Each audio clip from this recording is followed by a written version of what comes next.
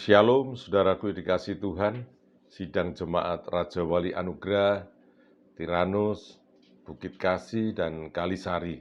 Dimanapun saudara berada, biarlah kasih Tuhan menyertai saudara, memberkati saudara pagi hari ini, di hari Sabat, tanggal 3 Juli tahun 2022 Masehi.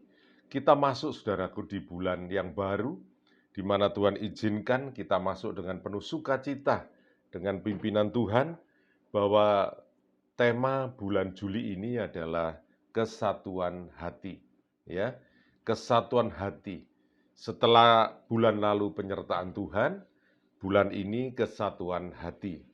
Bapak Ibu Saudaraku, kiranya engkau dimanapun berada hari ini diberikan sukacita untuk mendengarkan segala kebaikan di dalam firman Tuhan ini. Amin. Ya, mari kita baca saja di dalam Ibrani 10 ayat 22 sampai 24.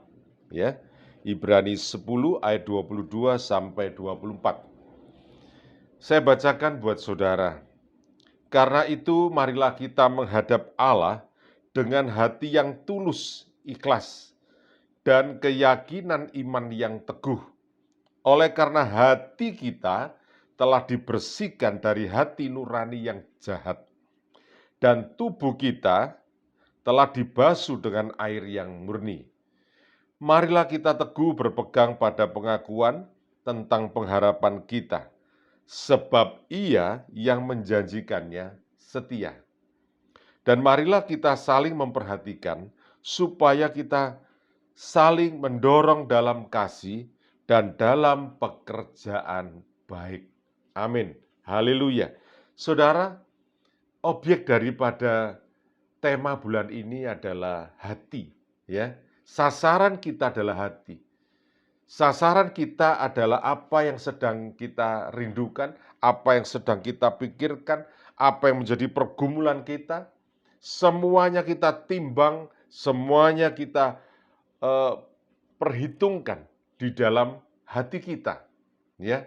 Jadi sasaran bulan ini adalah hati saya dan hati saudara. Modal dasar kita di dalam mengiring Tuhan sesuai dengan kitab Ibrani katakan, marilah kita menghadap Allah, menghadap Tuhan kita, menghadap Raja di atas segala raja, menghadap Bapa kita dengan apa, saudaraku? Hati yang tulus, ikhlas, dengan keyakinan yang teguh. Ini penting modal ini, saudaraku. Apapun saudara yang sedang dipergumulkan, entah itu di dalam keluarga saudara, di dalam pekerjaan saudara, kehidupan pribadi saudara, itu semuanya komunikasikan dengan Tuhan. Dengan catatan, hatimu harus tulus dan ikhlas. Ya, jangan sampai kita menghadap Tuhan, hati kita masih keruh. Ya, kenapa? Karena nggak akan nyampe kita berjumpa dengan Tuhan. Maka oleh sebab itu dikatakan, maka dibersihkan hati kita dari hati nurani yang jahat, dan tubuh kita dibasuh dengan air yang murni. Marilah saudara berpegang pada pengakuan dan pengharapan ini. Saudaraku dikasih Tuhan, kalau bulan ini, bulan Juli, apa yang ada di dalam hati saudara hari ini yang menjadi pergumulan berat, mari kita komunikasikan dengan Tuhan dengan persiapan seperti dalam kitab Ibrani ini, ya. Jadi sasarannya adalah hati kita, dan hati ini telah dibersihkan oleh kuasa darah Kristus.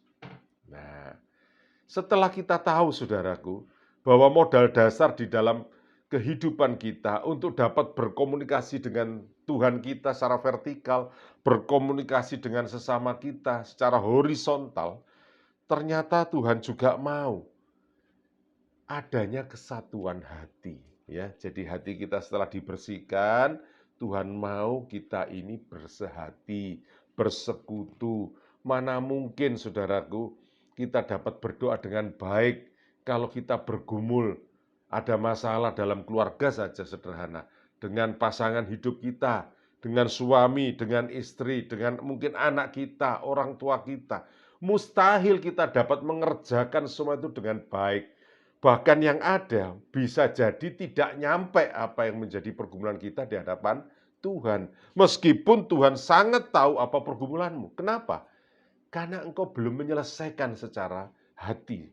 Ya, makanya penting ini saudaraku. Ya, oleh sebab itu saudara, di dalam Yakobus 4, mari kita baca ayat yang pertama sampai ayat yang ketiga. Yakobus 4, ayat yang pertama sampai ayat yang ketiga.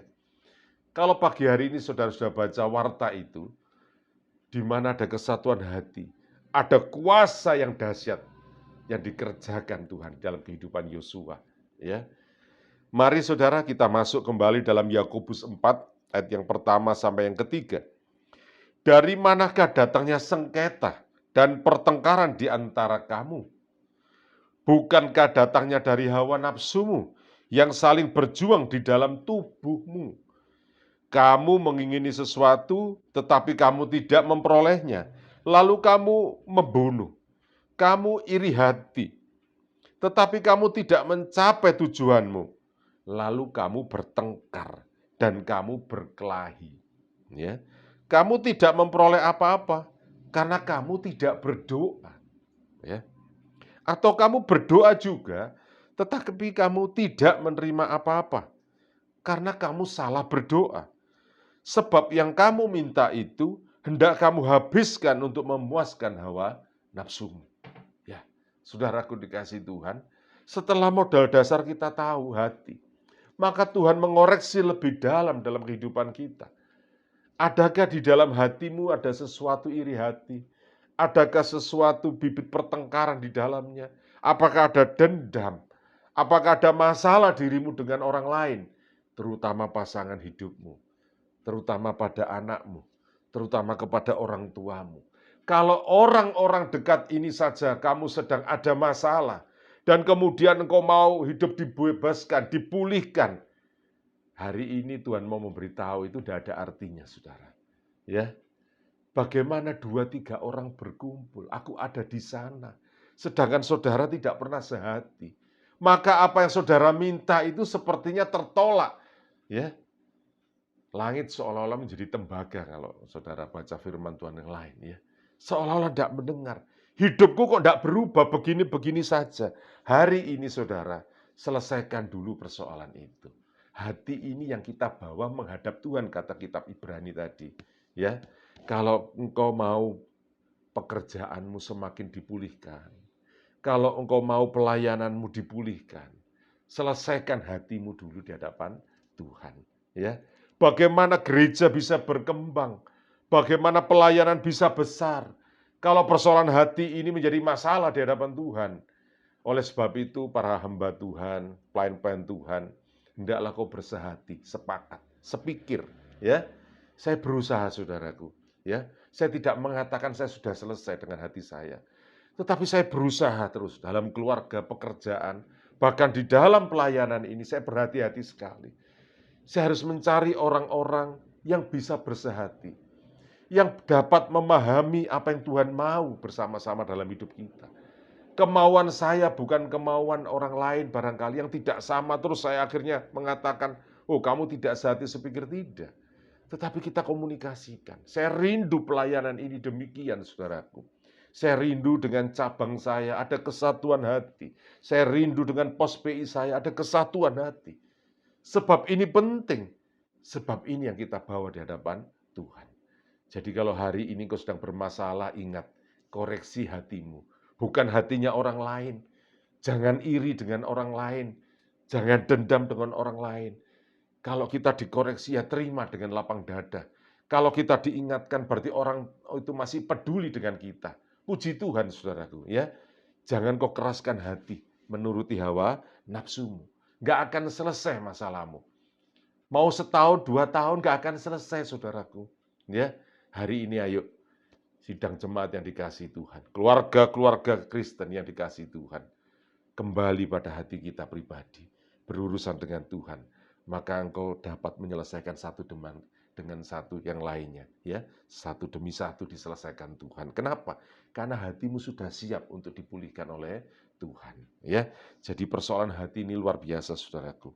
Penyakit kita dengan sesama yaitu Maka waspada dan jagalah hati kita dari perpecahan, terutama perpecahan dengan Tuhan. Mungkin tidak kelihatan, saudaraku, tapi ini menjadi batu sandungan hebat dalam hidupmu. Ya, puji nama Tuhan. Saudara, demikian kita tahu dalam Yakobus, maka kita buka dalam Efesus 4. Efesus 4 ayat yang pertama sampai ayat yang keempat. Ya. Efesus 4 ayat yang pertama sampai ayat yang keempat. Satu ketika Rasul Paulus menyampaikan hal demikian, sebab itu aku menasihatkan kamu. Aku, yaitu Rasul Paulus, orang yang dipenjarakan karena Tuhan dalam keadaan tertekan. Saudara tidak usah tanya hatinya Rasul Paulus saat itu. Ya, dia pasti tertekan, dia pasti bergumul hebat. Ya, orang dipenjara dengan tidak salah, itu pergumulan yang hebat. Harusnya dia marah, dendam, benci. Yuk kita hadapi itu seperti Rasul Paulus. Supaya hidupmu sebagai orang-orang yang telah dipanggil berpadanan dengan panggilan itu. Ya, hendaklah kamu selalu rendah hati. Bayangkan saudara, dia ada di penjara, dia ditekan, bertahun-tahun dia hidup di penjara dengan tidak salah, ya istilahnya.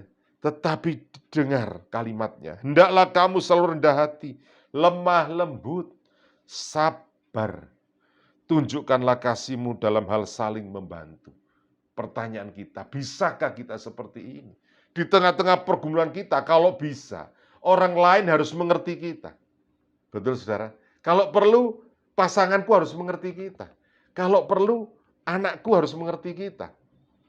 Saudara, hari ini kita terlalu egois di hadapan Tuhan, di hadapan manusia. Apa-apa berpusat pada diri kita. Terlalu egosentris kita. Dan ini ternyata bermasalah di hadapan Tuhan. Ya, kalau semua apa kata saudara, semua apa kata saya, ya selesai, hidupmu di hutan. Ya, padahal manusia makhluk sosial. Maka Rasul Paulus mengatakan, tunjukkanlah kasihmu dalam hal saling membantu. Apa tidak luar biasa? Dia bisa menasihati dalam keadaan dia sangat tertekan.